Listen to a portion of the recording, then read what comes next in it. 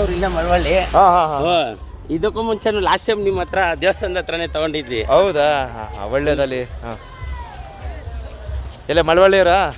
ಬೆಂಗಳೂರವರು. Okay okay. ನೋಡಿ ನಮ್ಮ ಚಂದದವರು. ನಿಮ್ಮ ಹೆಸರು ಬ್ರದರು? ಲೋಕೇಶ್ ಅಂತ. ಲೋಕೇಶ್ ಅವರು ತಾಳ್ಬೆಟ್ಟದಲ್ಲಿ ಸಿಕ್ಕಿದ್ದಾರೆ. ಸೊ ನೋಡ್ಬಿಟ್ಟು ಗುರುಸ್ತರು, ಪಾಪ ಭಾಳ ಖುಷಿ ಆಯಿತು. ಏನೋ ನಮ್ಮ ಚಂದದವರು ಎಲ್ಲೆಲ್ಲೂ ಸಹ ಮಾದೇಶ್ವರ ಬೆಟ್ಟ, ಆಮೇಲೆ ನಡುಮಲೆ ಸನ್ನಿಧಿ, ತಾಳ್ಬೆಟ್ಟ ಎಲ್ಲಿ ಸಿಕ್ಕರೂ ಅಲ್ಲಿ ಗುರುಸ್ತಾ ಇರ್ತಾರೆ. ಆದ್ದರಿಂದ ಈ ವಿಡಿಯೋನ ಎಲ್ಲ ಭಕ್ತವೃಂದಕ್ಕೆ ಅರ್ಪಣೆ ಮಾಡ್ತಾ ಇದ್ದೀನಿ. ಯಾಕಂದರೆ ನಮ್ಮ ಚಂದದವರು ಅಂದರೆ ನಮಗೊಂದು ಹೆಮ್ಮೆ. ಆದ್ದರಿಂದ ಈ ವಿಡಿಯೋನ ನಮ್ಮ ಪ್ರತಿಯೊಬ್ಬರು ಚಂದದಾರರನ್ನು ಗುರುತಿಸ್ಬೇಕು ಅಂತಕ್ಕಂಥ ನಿಟ್ಟಿನಲ್ಲಿ ಈ ವಿಡಿಯೋನ ಪ್ರಸಾರ ಮಾಡ್ತೀನಿ. ಆಗ್ಬೋದಣ್ಣ? ಒಳ್ಳೇದಲ್ಲಿ ತಾಯಿ, ಒಳ್ಳೇದಲ್ಲಿ. ಇವತ್ತು ಬಂದವರು ತುಂಬಾ ಹೇಳಿದ್ರು ಎಲ್ಲೂ ಗಲೀಜ್ ಮಾಡಬೇಡಿ ಅಂತ. ಇವಾಗ ನಾವು ಬರ್ತಾ ನೋಡಿದ್ವಿ, ತುಂಬಾನೇ ಪ್ಲಾಸ್ಟಿಕ್ ಹಾಕಿದ್ದೀರಾ. ಸುಮಾರು ಜನ ಕಷ್ಟ ಬೀಳ್ತಾ ಇದಾರೆ, ಎತ್ತುತ್ತಾ ಇದಾರೆ ಗಲೀಜ್ನ. ನೀವು ಮಾಡಿರೋದು ಒಳ್ಳೇದೇ, ಆದ್ರೆ ಮಾಡಿರೋ ರೀತಿ ಸರಿ ಇಲ್ಲ.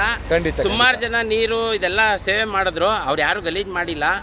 ಪ್ಲಾಸ್ಟಿಕ್ ಕವರು, ಬಾಟ್ಲೆಲ್ಲ ಸುಮಾರು ಜನ ಬಿಸಿಲಲ್ಲಿ ನೋಡ್ರಿ, ನಾನು ಸ್ವಾಮಿ ಮಾಲೆ ಹಾಕಿದ್ದೀನಿ, ಕಾಲು ಇಡಕ್ ಆಯ್ತಿಲ್ಲ. ಬಟ್ ಈ ಉರಿ ಬಿಸಿಲಲ್ಲೂ ಕೆಲಸ ಮಾಡ್ತಾ ಇದಾರೆ. ನೋಡ್ಕೊ ಬಂದ್ವಿ, ನೀವು ನ್ಯೂಸ್ ಚಾನೆಲ್ ಯಾವಾಗೂ ನೋಡ್ತಾ ಇರ್ತೀವಿ. ಬಟ್ ನೀವ್ ಹೇಳಿದೆಲ್ಲ ಕೇಳಿಸ್ಕೊಂಡು ಇವಾಗ ಬರ್ತಾ ಹೇಳ್ಕೊಂಡೆ ಕರ್ಕೊಂಡು ಬರ್ತಿದ್ದೆ.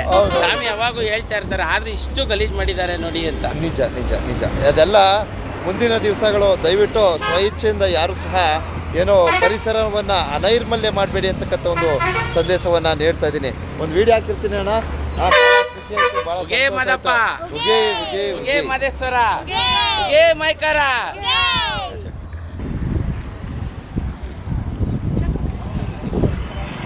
ಸೊ ಇನ್ನೇನು ಕೆಲವೇ ಕ್ಷಣಗಳಲ್ಲಿ ಎಲ್ಲ ವಾಹನಗಳನ್ನು ಸಹ ಬಿಡ್ತಾರೆ. ಸೊ ಈಗಾಗಲೇ ಬಿಡ್ತಾ ಇದ್ದಾರೆ. ಮಹಾರಥೋತ್ಸವ ಮುಗೀತು, ಆದ್ದರಿಂದ ಈ ಆಟೋ ಸಹ ಬಂದಿದೆ. ಅರ್ಥ ಆಯ್ತಾ? ಮಹಾರಥೋತ್ಸವ ಮುಗೀತು, ಎಲ್ಲರಿಗೂ ಸಹ ಅವಕಾಶ ಕೊಡ್ತಾರೆ. ಅದೊಂದು ವೀಡಿಯೋ ಹಾಕ್ತೀನಿ ನೋಡಿ, ಅಲ್ಲಿ ಹೋಗ್ಬಿಟ್ಟು ಪಾರ್ಕಿಂಗ್ ಹೋಗ್ಬಿಟ್ಟು ಒಂದು ವೀಡಿಯೋ ಹಾಕ್ತೀನಿ.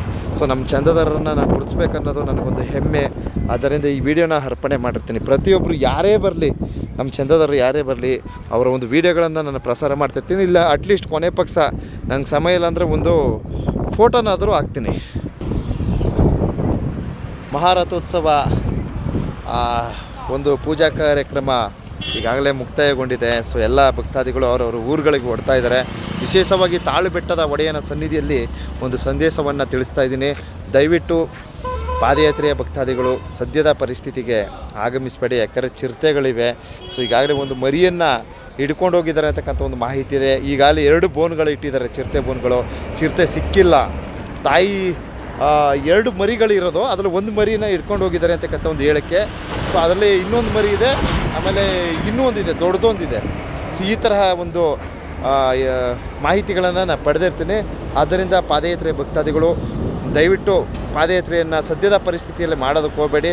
ಹಾಗೆ ವಿಶೇಷವಾಗಿ ದ್ವಿಚಕ್ರ ವಾಹನ ಸವಾರರು ರಾತ್ರಿ ಸಂಚಾರವನ್ನು ಮಾಡಬೇಡಿ ಅಂತ ಈ ಸಂದೇಶವನ್ನು ಎಲ್ಲ ಭಕ್ತವೃಂದಕ್ಕೆ ಅರ್ಪಣೆಯನ್ನು ಮಾಡ್ತಾಯಿದ್ದೀನಿ.